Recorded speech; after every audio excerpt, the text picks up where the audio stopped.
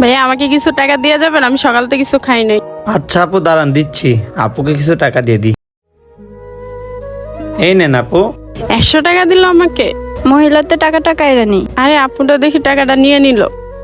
আরে নয়ন, তুমি কি পাগল হয়ে গেছো? এসব গরিব মহিলাকে 100 টাকা দিতে হয়? আরে সুমাইয়া তুমি কি ধরনের কথা বলতেছো? আল্লাহ তাআলা আমাদের দেওয়ার জন্য তৈরি করছে, তাই আমরা ওনাদের দিচ্ছি, বুঝতে পারছো তুমি? আল্লাহ তাআলা আমাদেরকে টাকা দিছে আমাদের খরচ করার জন্য, ওদেরকে বিলানোর জন্য নয়। বুঝতে পারছো নয়ন তুমি? এটা আমাদের কষ্টের টাকা, যাকে তাকে বিলানোর জন্য নয়। সুমাইয়া তুমি এসব কি বলছো? আমাদের কষ্টের টাকা মানে? আর ভাই দেবে টাকা কিন্তু আমি কামাই, আমার যেভাবে ভালো লাগে আমি সেভাবে খরচ করবো, কাউকে কৈফিয়ত দেবো না। না নয়ন, আমি বলতে চাচ্ছিলাম তোমার টাকাই তো আমার টাকা, তাই না? তোমার আমার বিয়ের পর তোমার যেটা তো সেটা আমারই। ও আচ্ছা তাই।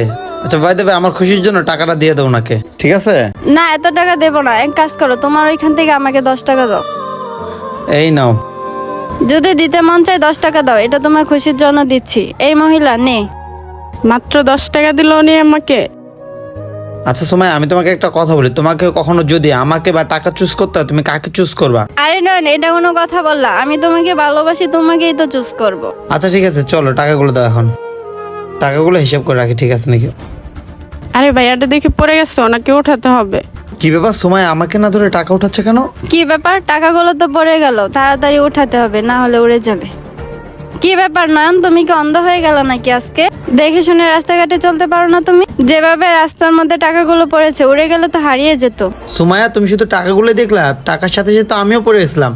কই তুমি তো আমাকে একবার তুলতে আসলে না। এখন আমি পুরোপুরি বুঝতে পারলাম সুমাইয়া তোমার টাকার প্রতি চিন্তা ছিল, আমার প্রতি কোনো চিন্তাই ছিল না তোমার, ঠিক না? আরে না না নয়ন, বিষয়টা এমন না। তুমি তো নিজে নিজে উঠতে পারতা, টাকা তো কেউ উঠাবে না, তাই টাকাটা উঠালাম। কি বললো? টাকা ওঠানোর কোনো লোক ছিল না? আমি একা একা উঠতে পারতাম? যদি টাকা ওঠানোর লোক দরকার ছিল না, এই মহিলাটাই টাকাগুলো উঠাইতো। শোনো সুমাইয়া, আমার মনে হয় কি তোমার থেকে বেশি ওনার টাকাটা খুব প্রয়োজন, কিন্তু উনি টাকা পয়সা না উঠায় উনি আমাকে উঠাইছে, বুঝতে পারছো তুমি সুমাইয়া? আর যাই হোক, উনি আমাকে উঠাইছে এটা ওনার মানবতা, তুমি টাকা পয়সা উঠাইছো এটা তোমার লোভ লালসা, এটা আমি বুঝে গেছি। আর কিছুক্ষণ আগে তো তুমি আমাকে বলছিলে তুমি টাকা কেনা আমাকে চুজ করবা, তা না করে তুমি টাকা উঠাইছো, তুমি ফেল করছো। আসলে নয়ন, আমি বিষয়টা বুঝতে পারিনি। তুমি আমার ব্যবহারের জন্য রাগ করছো, এর জন্য সরি। ঠিক আছে টাকাগুলো দাও। এই নাও।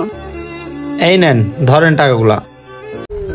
ভাইয়া এতগুলি টাকা দিলেন? আপু আমি যদি লাখ লাখ টাকা এইসব মেয়ের পিছনে খরচ করতে পারি, যে আমার কোনো কেয়ার করে না, যে নিজের খেয়াল রাখে, টাকার জন্য আমার পিছু পিছু ঘুরে, তার দিকে তাকায় মনে হচ্ছে এখন আমার কাছে এইসব টাকা কিছুই না। ভাইয়া আপনাকে অনেক ধন্যবাদ, এই টাকাগুলো আমার অনেক প্রয়োজন ছিল। এটা কোনো ব্যাপার না আপু। আর সময় আজকের পথে তুমি কখনো আমাকে ফোন দিবে না, এবং কি তোমার চেহারা নিয়ে আমার সামনে আসবে না, তোমার সাথে আমার ব্রেকআপ। আরে নয়ন, এখানে তো আমার কোনো দোষ নাই। আমার ভুলের জন্য তো আমি তোমাকে সরি বললামই। তোমার সরি তোমার কাছে রাখো, আর তোমার তো আমার মতো ছেলে দরকার নাই, তোমার দরকার টাকাওয়ালা একটা ছেলে। এক কাজ করবা, একটা টাকাওয়ালা ছেলের সাথে রিলেশন করবা, ভালো থেকো।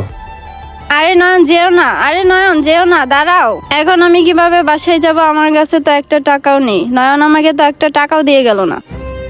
এই নেন আপু, এখানে 200 টাকা। আপনি চিন্তা করেন না, আপনি ঠিক মতো বাসায় যান।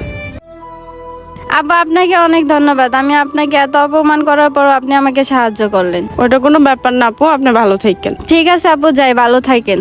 সমাজে এমন কিছু লোক আছে যারা টাকার জন্য অনেক পাগল, তাই বলছি ভিডিওটা ভালো লাগলে অবশ্যই টাইমলাইনে পাঠিয়ে দেবেন। ধন্যবাদ ভিডিওটা দেখার জন্য।